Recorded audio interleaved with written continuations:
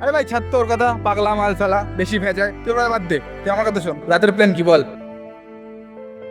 এমন best friend পাতাস না যার জন্য নিজের ক্যারেক্টারে দোষ লেগে যায়। কথাগুলো খারাপ লাগলেও কিন্তু সত্যি ভাই। বাদ দে, ছাড়, তোরা কথা বল, আমি ভাই আসছি।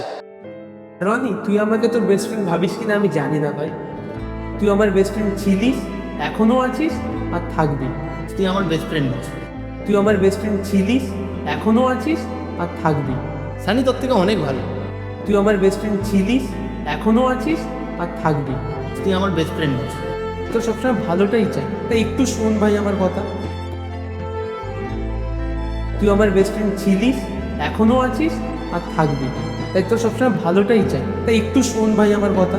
ভাই স্নেহা খুব ভালো মেয়ে, তাই ওর সাথে এটা করছিস সেটা একদমই ঠিক করছিস না। এই স্নেহাই তোর জন্য বাড়িতে ঝামেলা করলো, আর তুই কেন ওর সাথে এরকম করছিস?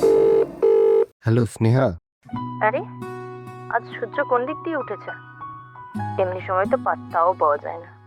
হঠাৎ নিজে থেকে ফোন করলি, কি আমাকে মিস করছিস নাকি? আরে ওসব কথা পরে হবে, একটা ইম্পর্টেন্ট কথা আছে। খুব বড় একটা ভুল হয়ে গেছে, প্লিজ আমাকে ক্ষমা করে দে। আরে wait wait wait, I am really sorry. দেখ, আমি তোকে কোনোভাবেই হারাতে চাই না। করেছিসটা কি আগে সেটা তো বল। না, ফোন করে সরি বলে আর কিছু হয়নি। জানতাম অনেক দেরি হয়ে গেছে, স্নেহা আমার সাথে আর সম্পর্ক রাখেনি, এটাই হওয়ার ছিল। আর ভাই সোম, সরি ভাই, তুই ঠিক কথাই বলেছিস।